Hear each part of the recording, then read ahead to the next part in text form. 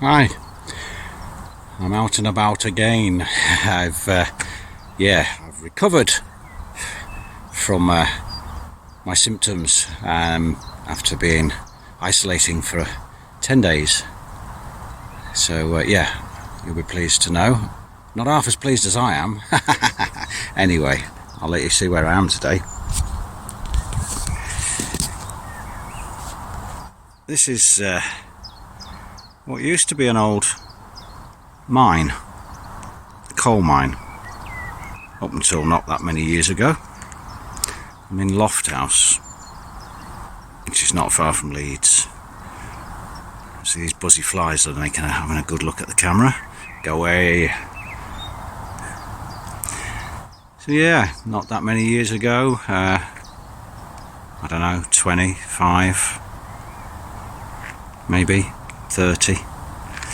This will have been a hive of activity, buildings, vehicles, I'm guessing mainly men, running a mine. Some women as well, I would imagine. How things change, how the world changes, moves on.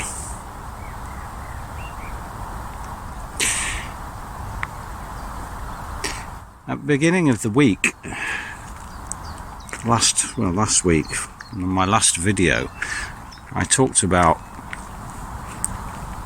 what we'd spoken about at the book club, and we'd spoken about things that, not the book club actually, I correct myself, it was the check-in on the Friday morning, and we discussed things we can do for ourselves that may be a kindness in times of difficulty. And I'd actually chosen, and I was going to try as much as I could to put things to one side, those things that may stir my bucket. And I didn't do too bad. There's been one or two things that have just been surfacing and biting me on the backside.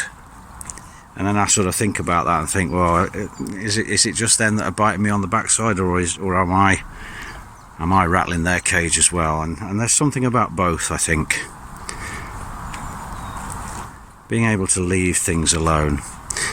And sat at home, not a lot going on, bored.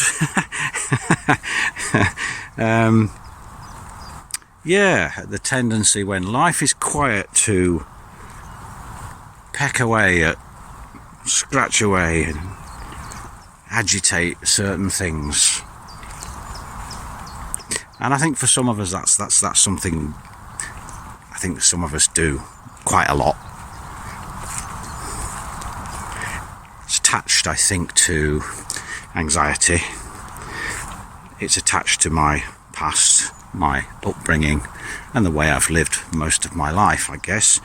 So the habit to push and pull at these things, it's a difficult one to break, because to sit there in the quiet and stillness and allow things just to be, sometimes that just doesn't feel comfortable. It's like it's not normal, although it is. It's not normal, hasn't been normal in my life, and I'm sure it hasn't been normal in a lot of your lives too. So we're not alone in that. Common humanity. No, we're not alone in that.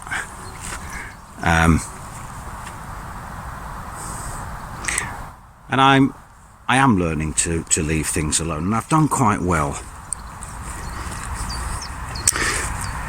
And when one's not feeling very well, I guess that's even more difficult, because I feel vulnerable, feel weak, tired, and things can easily get to me anyway on an emotional level when I'm feeling that way. So one thing cropped up for me, which it wasn't even anything I'd sort of, it's not even an event. It's like a cumulative effect of a few days of how somebody's actions have left me feeling. I guess it sort of like shows if I can't do anything for that person, then my value is diminished somewhat, and I'm sort of left on my own to stew, and that feels quite horrible, because it's conditional then, isn't it? I guess that's something I've lived with, and it's just really heightened for me. And it sort of brought me to thinking about book club the other night, Wednesday night. We were talking about, on book club, we were talking about the wonderful book club with the beautiful people there. We were talking about how somebody's negatively spiraling mood and energy can take us with them, and we can get sucked in and go downwards. And we also talked about and read about the fact that we can affect that ourselves and be more positive and calm and send things in a more upwardly positive spiral and carry them with us. So in that, then obviously we have a choice. And so if we have a choice when we're dealing with others, then surely we have a choice when we're dealing with ourselves. We can, and I know it's not as simple as that, because I've also had depression in my life, and there's been times if somebody said that to me, I'd probably become quite irate. But in some respects, we have some choice when we're dealing with ourselves, whether we allow ourselves to get taken in a downwards, or whether we interfere with or interrupt that process and attempt to take it in an upwards. And there's things we can do, isn't there, that we can make things more positive for ourselves. So yeah, in some respects I think, yeah, I have a choice. And I think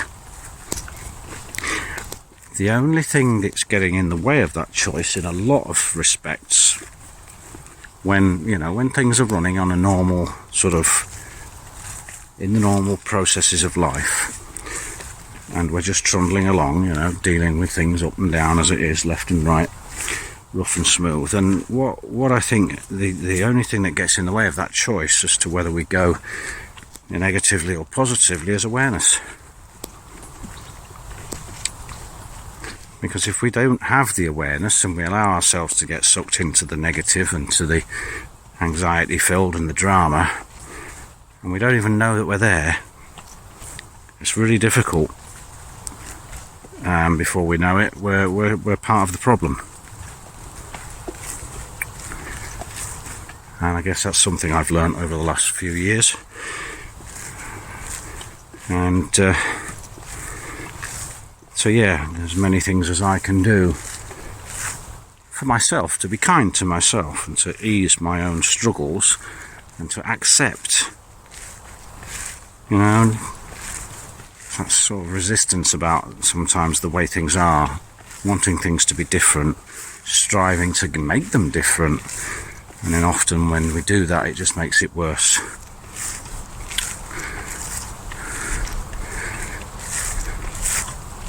And I realised this week, towards the end of this week, how in being tired and getting sucked into this, feeling sorry for myself, I guess, in a way, but not only feeling sorry for myself, allowing this other person's actions to get to me in the way that they have.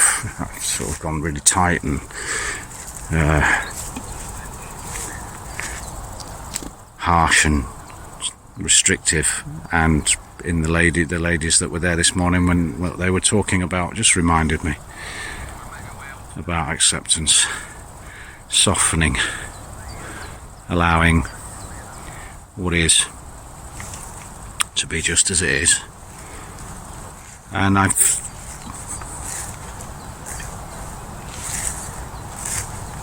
actually felt myself soften throughout the check-in.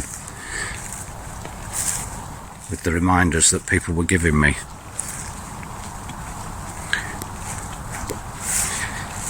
And I actually became very emotional at that point. However, I think that was what was needed. I needed to express some emotions and get some of this stuff out, and so be it, you know. So afterwards, it was a bit of a sit in the silence and just ease. And yeah, I had a good cry and a meditate. And now I'm walking slowly.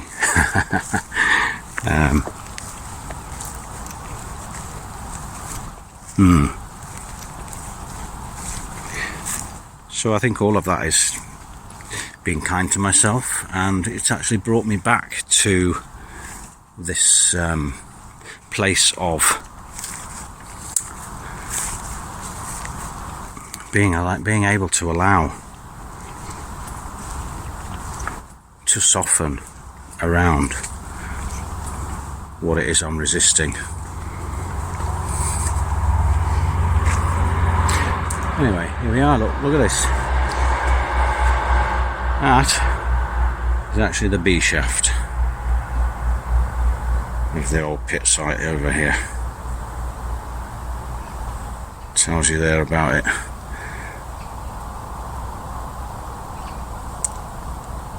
I don't know, if you want to pause the video, you might be able to have a read of that. Bit of history for you. So yeah, I'm going to head down this way and make my way home and buy myself some flowers, because my old ones didn't quite last for the amount of days that I was sat at home. So I have a bare space on my floor, which is very obviously bare. Flowers belong there now, next to my little black and white photograph of me as a child. They complement each other and they make me smile.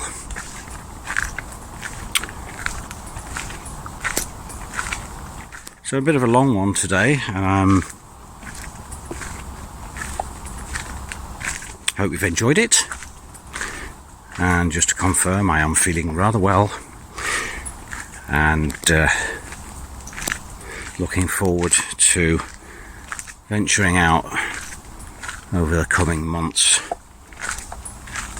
to some new places.